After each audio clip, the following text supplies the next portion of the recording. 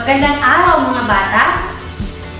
Ngayon, tuturuan ko kayo kung paano ang wastong pamamalansya ng iba't ibang uri ng kasuotan tulad ng polo, pantalon, at palda.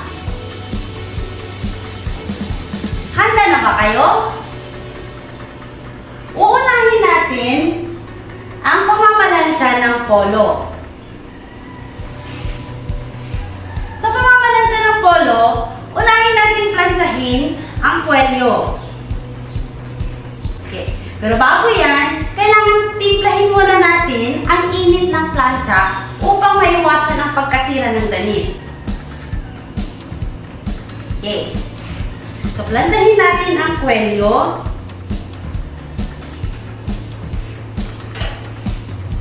Isunod natin ang manggas.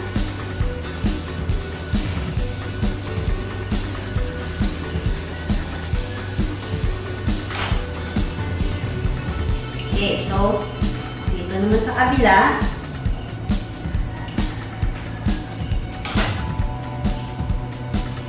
Sa kabilang manggas,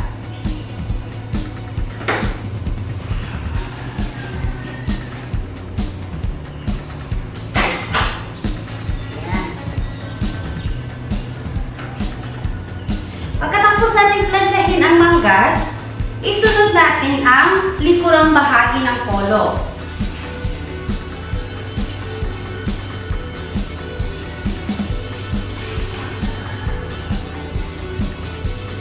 Yan, napakadali lamang ang pamamalansya ng polo.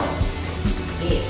Pagkatapos natin magplantsa ang likurang bahagi, ay isunod natin plantsahin ang harapang bahagi ng polo.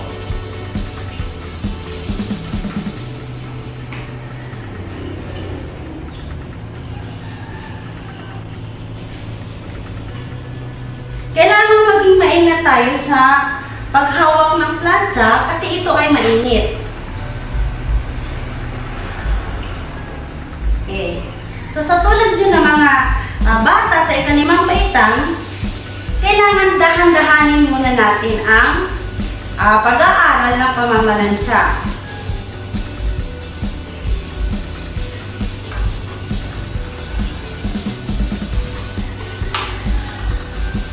Yan, kailangan maingat tayo para maiwasan natin ang disgrasya.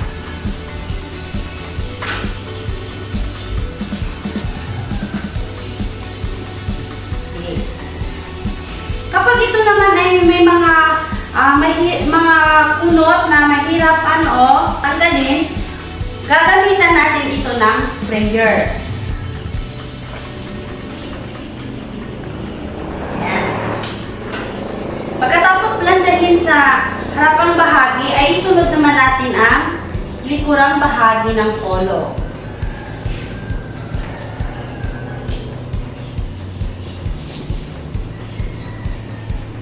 Yan, napakadali lamang malansya, di ba? Okay. So, sa ilang minuto lang, matatapos na nating plantsahin itong polo.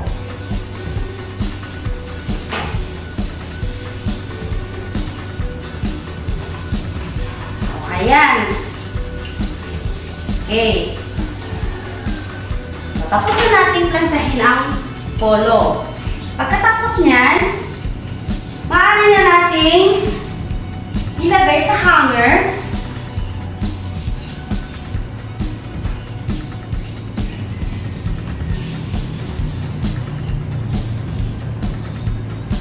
Okay. At ilagay sa sagitan.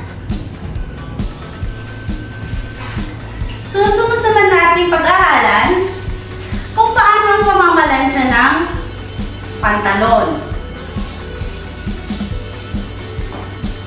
Okay. Sa pamamalansya ng pantalon, unahin nating plantsahin ang bahagi ng bulsa.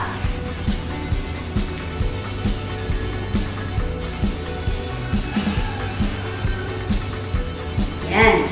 Pagkatapos sa bulsa, ay isunod natin plantsahin ang bahagi zipper. Pagkatapos, ay isunod natin plantsahin ang sintureras.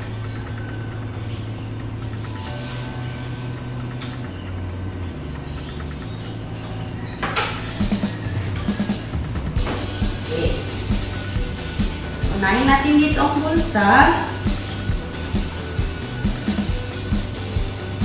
Pagkatapos ay dito sa may sintureras.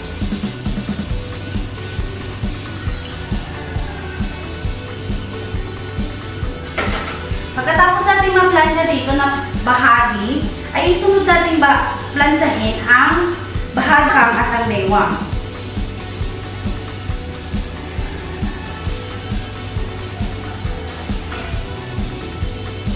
Sa pamamalansya ng pantalon, iwasan natin na madoble ang linya nito kapag tayo ay mamalansya.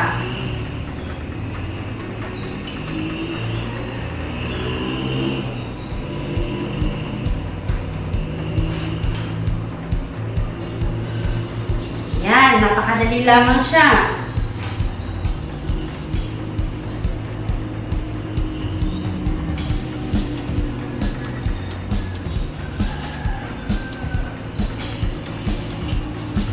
Pagkatapos natin plansyahin sa isang bahagi, pabaliktarin natin siya at plansyahin naman natin sa kabilang bahagi ng pantalon.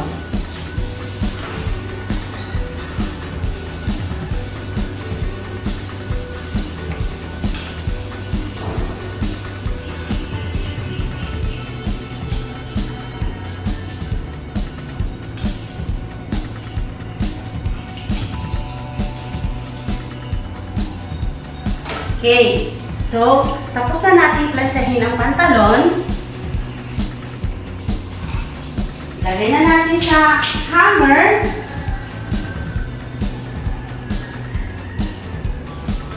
At maaari na natin ilagay sa salitan.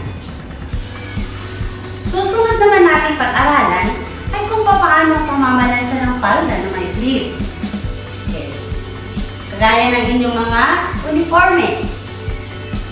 Sa pamamalansya ng palda, unahin natin plansyahin ang bahagi na may bulsa.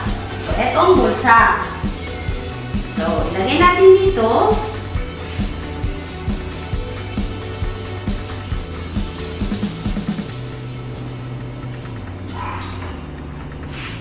Ayan. Plansyahin mo muna yung bahagi na may bulsa.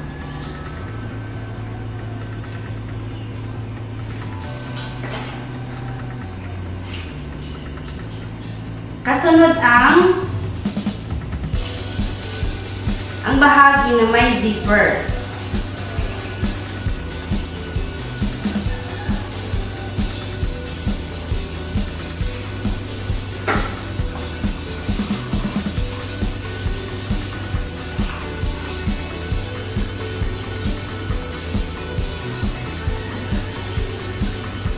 Pagkatapos niyan ay plansyahin natin ang bahagi ng bewang.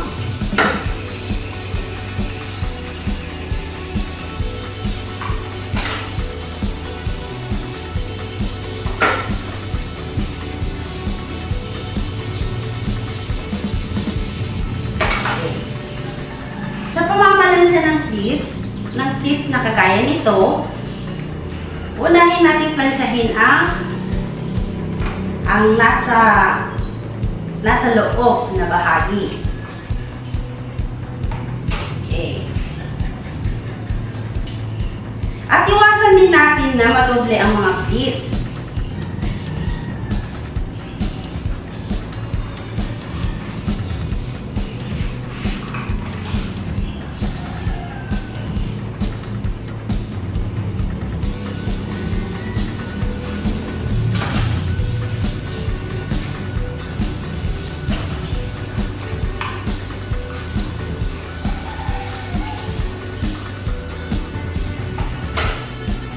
Yan. O diba? Napakadali lamang ng pamamalansya. So, wag na natin iasa sa ating mga magulang. O kaya naman ay mga nakatatandang mga kapatid. sa inyong edad ngayon, ay kayang-kaya nyo nang plantsahin ang inyong mga uniforme.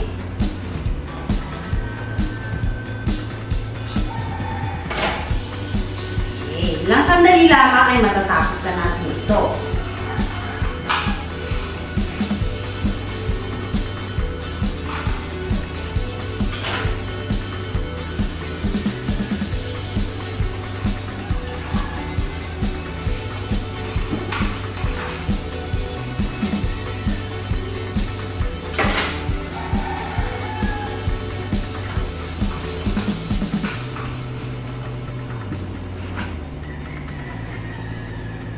Sa mga plancha pala na walang mga sprayer, ay maaari tayong gumamit ng manual na sprayer upang pangwisik ng tubig sa paplantsahin damit.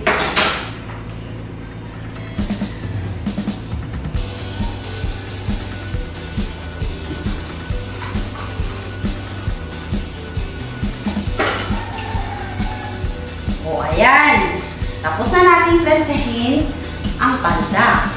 Okay. Sana mayroon kayong natutunan sa araw na ito.